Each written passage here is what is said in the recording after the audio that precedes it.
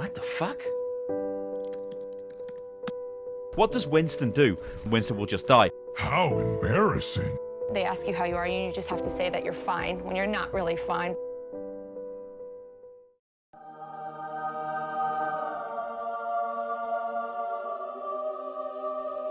Did someone say peanut butter?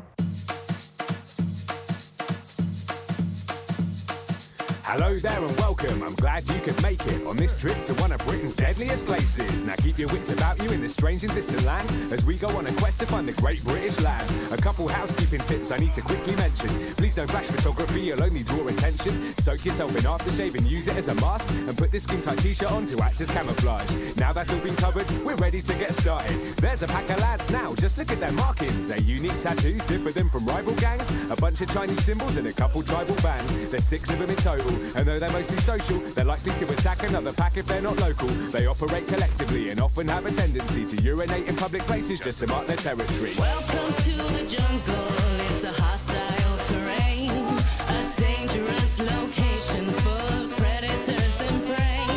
It may not seem that way to you, especially in the day, but when night falls it turns into a very different place. Let's take a closer look at this group in particular. Hands up anybody here who knows this bit of trivia.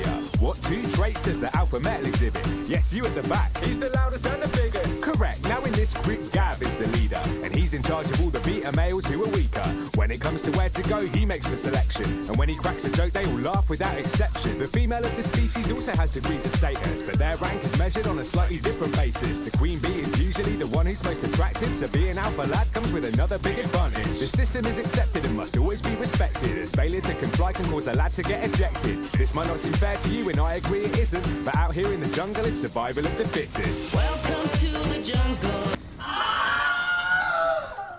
It's a hostile terrain, a dangerous location full of predators and prey.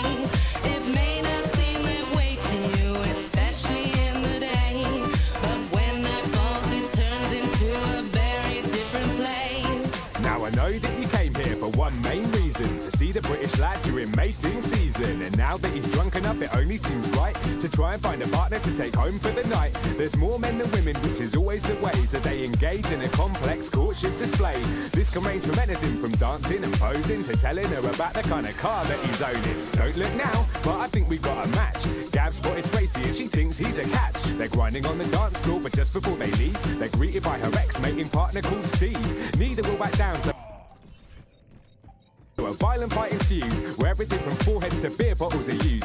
Steve is victorious, so on this occasion, Gav goes home with a kebab to watch Bay Station. Welcome to the jungle, it's a hostile terrain, a dangerous location full of predators and prey. It may not seem that way to you, especially in the day, but when night falls it turns into a very different place. I know it's bad, I wanna be a lad. I wanna drink like lads, think like lads, it's sad. I know it's bad, I wanna be a lad. I wanna crawl like lads, it's mad.